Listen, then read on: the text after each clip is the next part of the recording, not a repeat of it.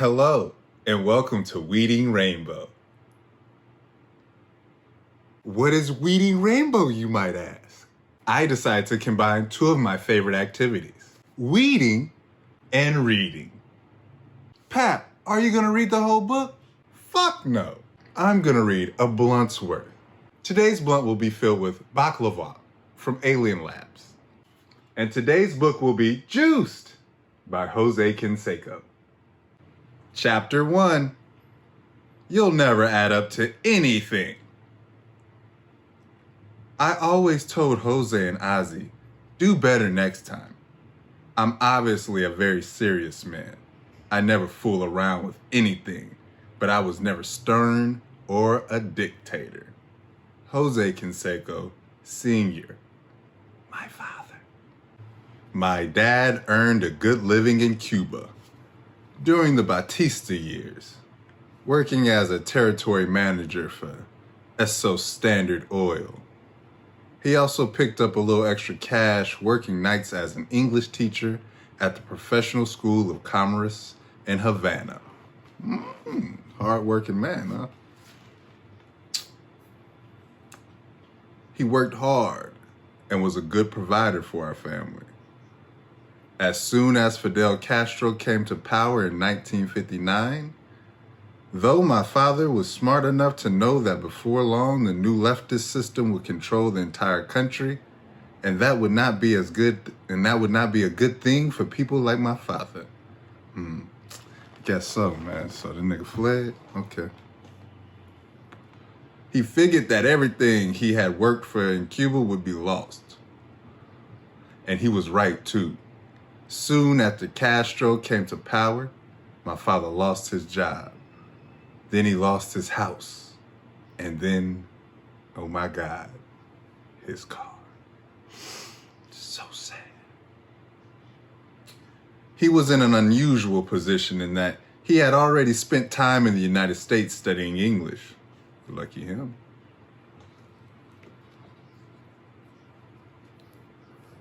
He had gone to Shreveport, Louisiana. That's a terrible place. As a teenager and lived with an uncle there for several years, starting in 1940. Okay. Not the best of times. And his time in American schools gave him enough of a grounding in the language to teach it in Cuba. As much as he would have liked to stay in Cuba, his country, he was also comfortable. Comfort kills all, people. With the idea of diving into a new life in the United States, if that was his only choice. Well, sweet already getting to me. This baklava, boy, I tell you. So my father notified the Cuban government that he wanted to leave the country. And the government basically answered, tough motherfucking luck. There was a serious shortage of skilled professionals, and Castro could not afford to lose white-collar workers like, my father. The government announced that such workers would only be allowed to immigrate if a specific replacement could be found to handle their particular job. You gotta find your replacement. Oh, you gotta teach somebody. Oh, okay. Pyramid scheme. But no one was available who was qualified to take over my father's job with the oil company. Niggas can't just look around the territory. Don't seem like a hard job.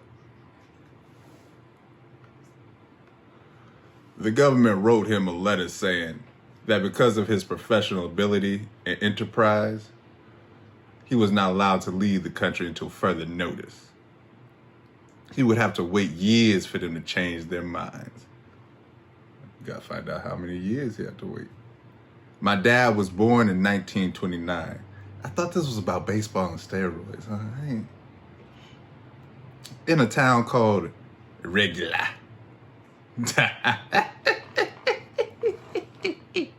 I probably fucked that up, but we just gonna call it Regular for now. On the outskirts of Havana, my father's parents had come over from Spain, and his father I don't even know that word. Innocent had a big light green Packard car that he used to earn a good livelihood.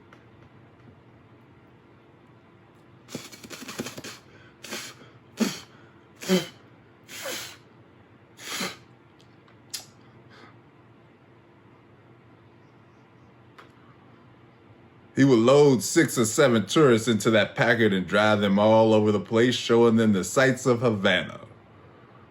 Back then, baseball and boxing were the top sports in Cuba.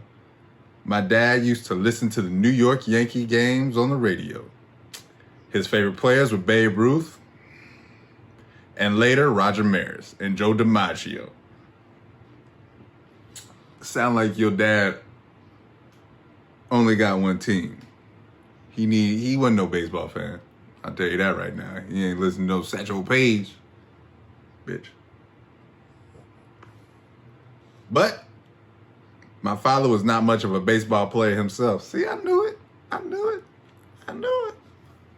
He shagged a few balls when he was a boy, but that was about it. My father met my mother, Barbara, when they were both teenagers in regular.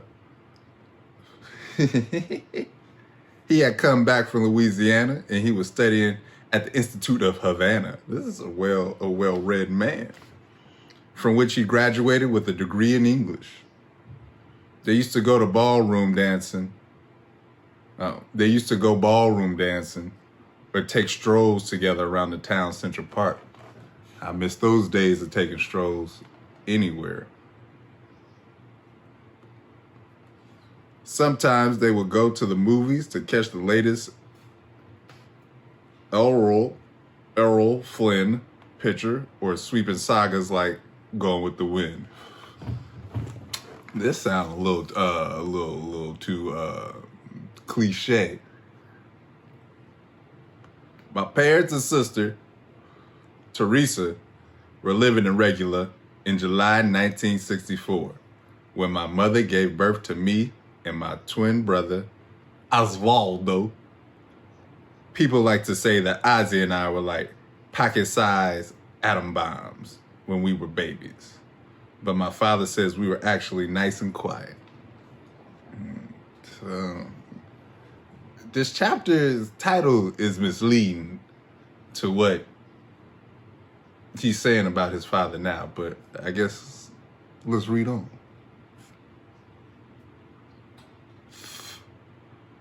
People were always fussing over us. They usually had trouble telling the two of us apart because we looked the same and were the exact same size and weight. But I had a birthmark on the back of my hand, so that helped family members know which of us was which. Those were bad times to be living in Cuba.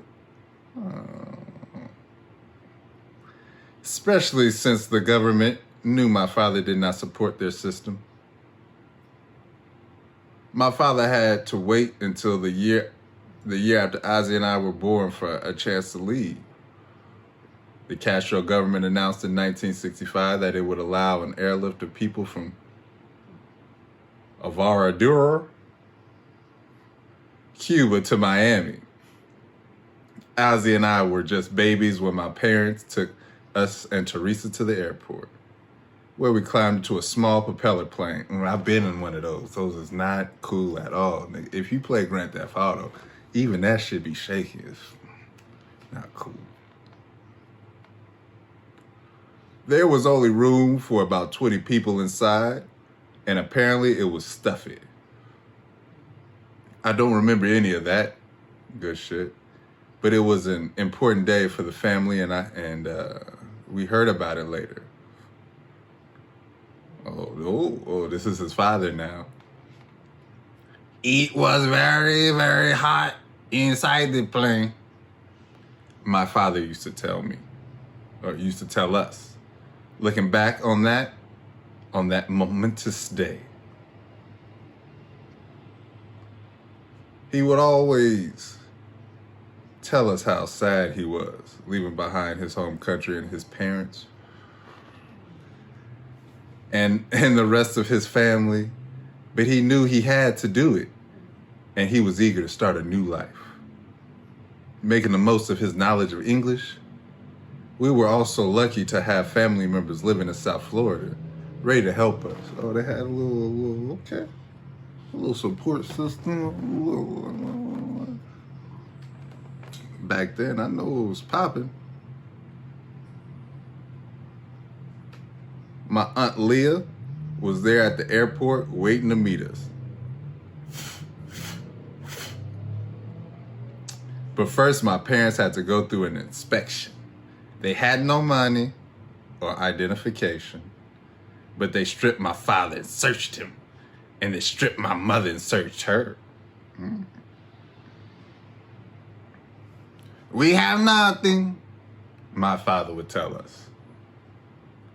But we had English and the work experience to land a good job soon after he arrived in America. He found work as a territory manager for Emeco Oil.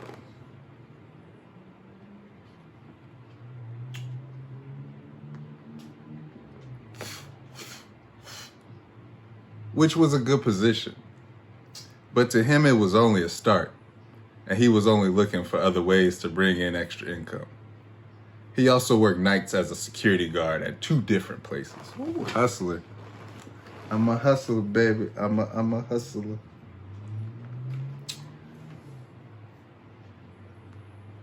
Where was I? We grew up in an average environment in the southwest section of Miami, but my dad was always working like crazy to improve our position. He always had dreams of bettering himself and took some college courses and was always studying something. He never had much extra income. Oh, I'm high. He never had much extra time, but sometimes he would take a break from his work in the afternoon and drive Ozzy and me to a nearby school in Opelika. I didn't even know that's how it's spelled. Yo, this shit is hilarious. I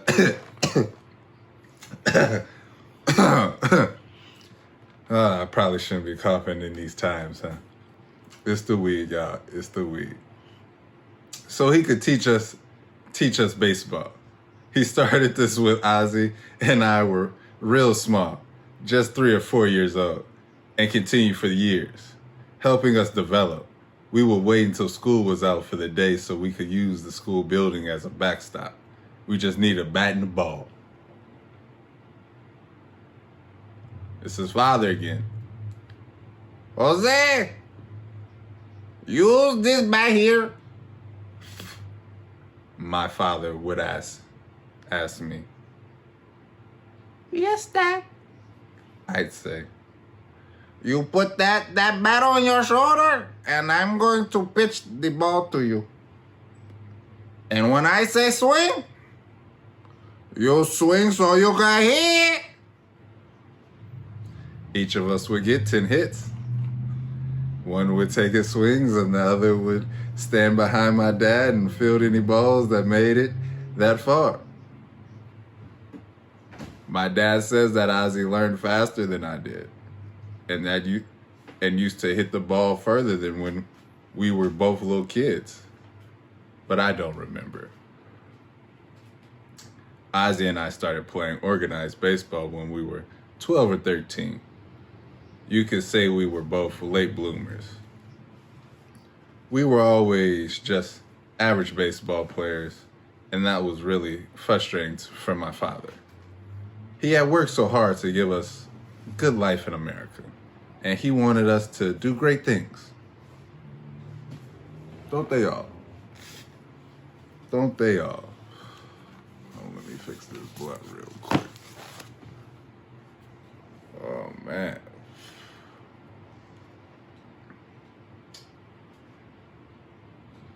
My voices are A1. They always have been, always will be.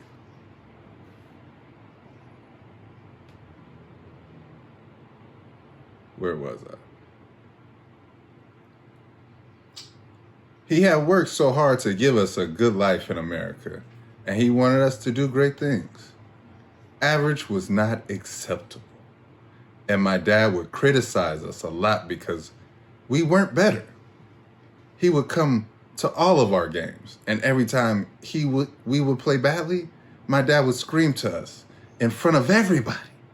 It was embarrassing and really hard to take. Sometimes we'd leave crying.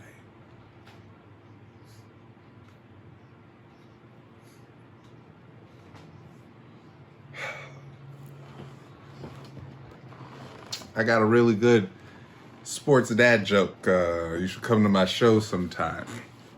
Check them out. You're going to grow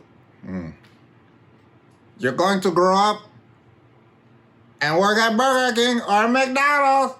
My father would scream at us. You'll never add up to anything. Ozzy and I were both pretty lousy baseball players at that time. And we gave my dad plenty to scream about. But we were just kids, 12 or 13 years old. And his yelling was pretty hard to take. I guess it kind of stuck with us, even to this day.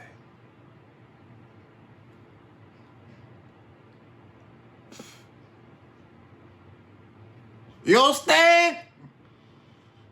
He would shout. My father was a real perfectionist.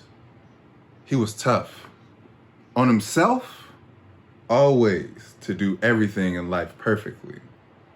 He was hard on us too. But my father was expecting too much of us. And we couldn't live up to such high expectations. Now he says he hopes he did not push us too much. One day, in an effort to help us get better, my father made a deal with us that would give us $5 for every home run we hit. He stuck with that long after I had made the major leagues and was hitting plenty of homers every year. Okay, incentives.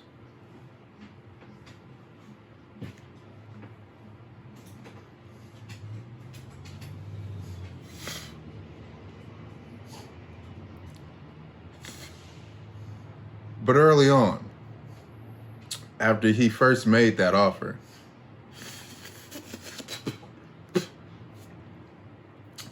I didn't get many chances to collect.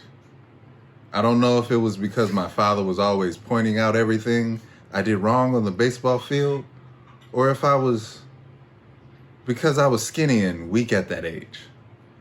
But I never felt like I had any real talent as a baseball player. I did love to watch the game, though. I used to watch the Cincinnati Reds a lot. And on Saturdays, I would catch the television show, This Week in Baseball. Back then, Reggie Jackson was the big hero. He was my favorite player. Okay, I see you, my nigga. The big power. And I used to watch him whenever I could and try to study what he did. But I never tried to imagine myself in his shoes. That was just not for me. Guys like me didn't make it.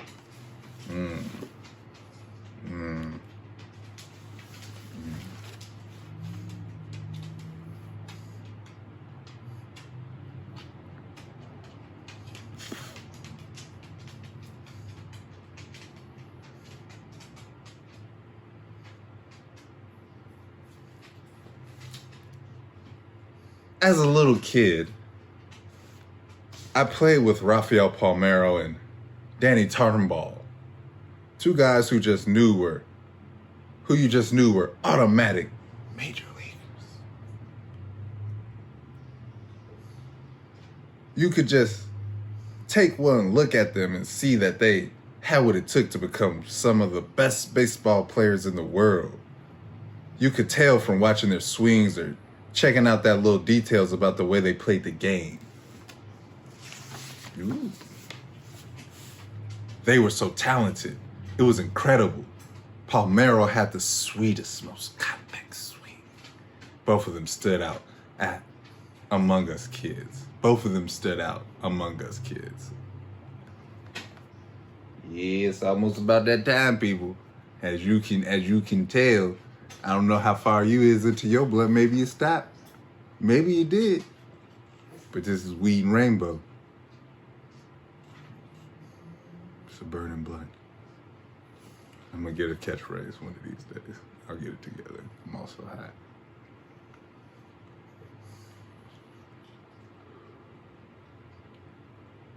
Rafi went on to hit more than 500 home runs. Tarterball finished with 262 homers. Between the three of us, we've hit more than 1,250 major league home runs. But back then, we were boys. Those guys were way ahead of me. I bet. How'd you catch up, player? They were already superstars, confident, and physically developed at 13 or 14. I was so puny, it was a joke. Now it turns out I'm probably twice their size and twice their strong.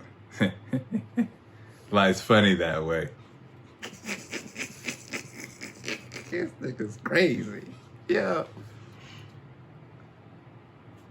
Baseball was such a struggle for me. I never even had a set position until I got to high school and started playing a lot of third base. Basically, when you're a kid, you just play everything. You catch, you pitch, you play some outfield, you play some infield. You're trying to find what position you actually do well in. So you play all over, waiting for something to click. Ozzy and I kept plugging away, and my dad kept criticizing us. For both Ozzy and me, it would have been a lot harder to handle my dad's constant criticism and yelling if it weren't for our mother. She was always there for us, taking care of us, feeding us. If we got beat up by some other kids, and believe me, that happened from time to time when we were little. We go to my mom and she make everything better. She was a stay-at-home mom and a great cook. Oh, that's nice. How you puny and you be? I guess I shouldn't say that though. There was always something on the stove, usually Cuban food, and she would look after that and look after us, and she always maintained an even disposition. I don't remember her ever being angry with us. Not once. Even though sometimes we definitely deserved it, my father took care of supplying the anger.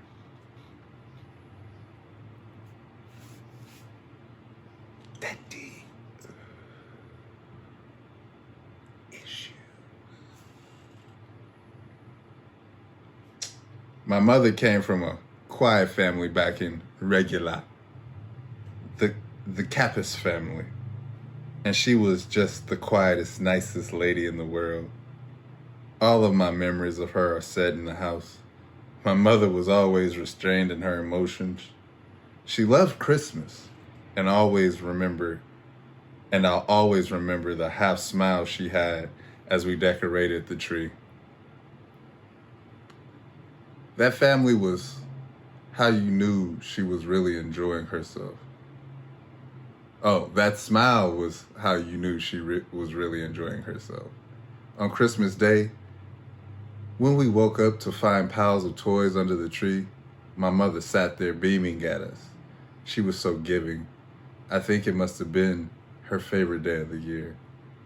My mother never learned much about sports. My father was the one who took us to practice, telling us what we needed to do to improve. My mother almost never came to our games. She just wouldn't have understood what was happening out there. And everything that was my father's domain. Oh, and anyway, that was my father's domain. We maybe got another paragraph's worth. Yeah. We definitely only got another paragraph's worth. My mother was very old-fashioned and hardly spoke any English. She loved to sing to us in Spanish. I I remember when we were little. She would put us to bed and sing us Spanish lullabies. My mother was our rock.